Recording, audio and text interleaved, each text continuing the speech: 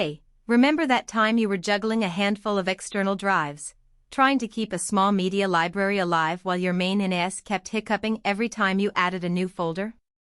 I've been there, and I know how frustrating it gets when you're forced to choose between constantly swapping disks or splurging on a brand new NAS that you'll only use half the time.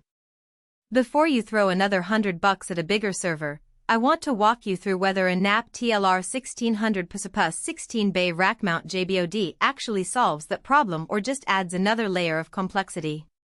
Link is in the description if you want to check the product details on Amazon. First off, let's talk about the kind of situation where this chassis makes sense. Imagine you already have a QNAP TSX77 or a TSX83 sitting in a small office or a home studio, and you're suddenly hitting the petabyte-Scale ceiling because your video projects, raw footage, and backup archives are ballooning faster than your storage budget. You've got a rack already, maybe a 12U or 15U setup, and you need to keep adding capacity without pulling the plug on your existing NAS. That's the sweet spot for a 16-bay JBOD like the TLR1600PES. It plugs into the NAS via a PCIe-hosted Mini-SAS HD card, turning a single 12 gigabits per second lane into a high-density backplane that can talk to 16 3.5-inch SATA drives at 6 gigabits per second each. In practice, you're extending your existing storage pool without having to replace the whole NAS enclosure. Now, who should actually consider buying this?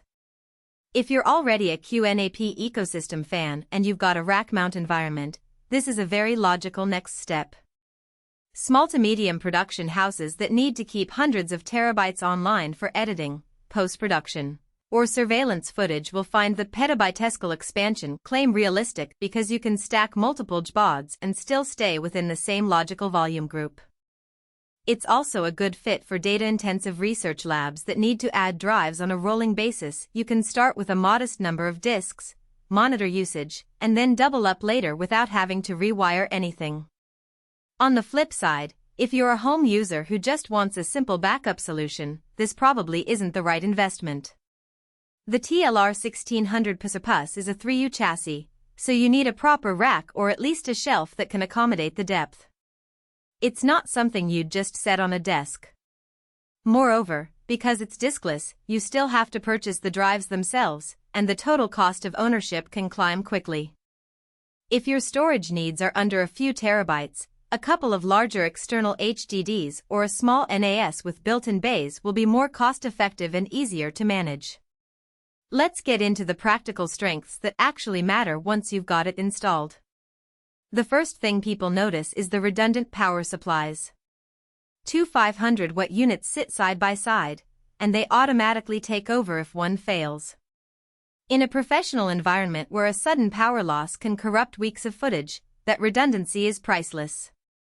I've seen it in action in a small production studio that lost a power supply during a night shift. The second unit kicked in instantly, and the NAS kept writing without any hiccup. That kind of reliability is built into the chassis, not an afterthought add-on. Another real-world benefit is the short-depth design. Many rack setups have limited front-to-back clearance because of cabling or cooling constraints. The TLR1600PES only sticks out about 4 inches from the rack rail, which means you can mount it right next to a network switch or a UPS without blocking airflow. In practice, this saves you from having to rearrange your whole rack just to add more storage, something I've seen cause headaches in a few small IT closets. The Mini-SAS HD SFF8644 connector is also worth mentioning. It's a single cable that carries both upstream and downstream data, so you don't need a tangle of individual SATA cables running from the NAS to each drive. This not only cleans up the rack but also reduces the chance of a loose connection causing a drive to drop out. I've had the opposite experience with older JBODs that required a separate cable per drive. One loose connector and half your array could go offline. With the TLR1600PES, the single cable setup is far more robust in a high-density environment.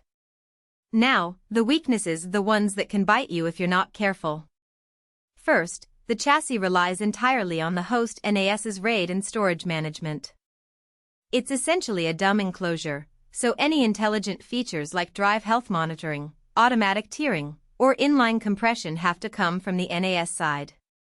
If you pair it with a lower-end QNAP model that doesn't support advanced storage pools, you won't be able to fully leverage the 16-bay capacity. In other words, the JBOD is only as good as the brain it's attached to. Second, thermal management can be a hidden trade-off. While the short-depth design is great for space, it also means there's less room for airflow inside the chassis. The unit uses three 120mm fans, and they're